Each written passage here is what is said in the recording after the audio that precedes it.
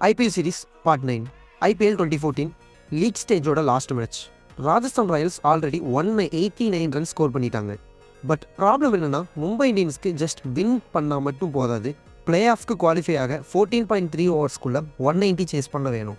Almost impossible situation. But க்ரீஸில் இருந்தார் Corey Anderson. 6-4 suddenly match momentum change. Anderson just 44 பால்ஸில் 95 runs and 50 ரைடோட crucial கான்ட்ரிபியூஷனும் இருந்துச்சு. லாஸ்ட்டில் என்ன சுச்சுவேஷன் இருந்துச்சுன்னா 1 பாலுக்கு 2 runs to qualify. But run out ஆகி 1 run தான் எடுக்க முடிஞ்சு. இப்போது ரன் ரேட் டை ஆனதுனால 1 பாலுக்கு 1 boundary require to win. Whether it is 6 or 4 no problem. இப்போது bowler James Faulkner. New batsman கிரீஸுக்கு வந்தார். அது யாருன்னா ஆதித்ய தாரே. பால் ரிலீஸ் ஆகுது. தாரே ஸ்விங் பண்ணுறாரு பேட்டர். பால் 6க்கு போகுது. Wankhede stadium explode. 95 in 14.4 overs and net run ரேட்டில் ஆர்ஆரை பீட் பண்ணிட்டு பிளே ஆஃப் குவாலிஃபை ஆகிறாங்க.